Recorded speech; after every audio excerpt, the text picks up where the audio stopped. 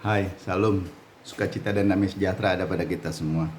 Di dalam Matius pasal 2 ayat 9 di- dikatakan begini. Setelah mendengar kata-kata raja itu, berangkatlah mereka dan lihatlah bintang yang mereka lihat di timur itu mendahului mereka hingga tiba dan berhenti di atas tempat di mana anak itu berada.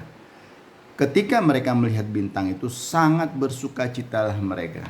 Haleluya. Bapak Ibu, dalam kisah ini kita tahu kalau di dalam kisah Matius pasal 2 ada cerita orang Majus, 3 orang Majus yang berjalan dari timur membawa banyak barang untuk bertemu dengan bayi yang akan dilahirkan, yaitu raja masa depan atau Mesias yang diurapi. Yang menarik adalah ketika mereka melihat bayi itu, mereka bersuka cita. Mereka tidak menjadi persoalan beban yang sudah mereka bawa, perjalanan yang panjang yang mereka tempuh, tantangan-tantangan di dalam perjalanan. Mereka tidak peduli, tidak menghiraukan itu lagi. Tapi ketika melihat bayi yang dilahirkan itu, mereka bersuka cita.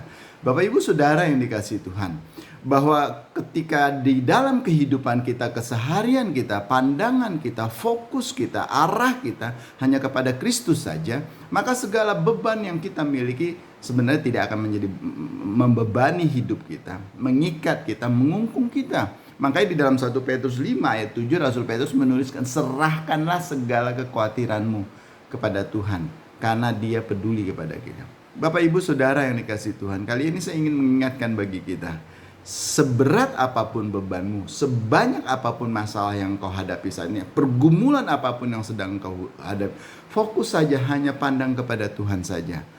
Maka semuanya itu akan menjadi tidak berarti lagi bagi kita, karena Tuhan yang menjadi fokus utama kita. Tuhan Yesus di dalam Matius 6 ayat 33 berkata, carilah dahulu kerajaan Tuhan, maka segala sesuatu akan ditambahkan kepadamu.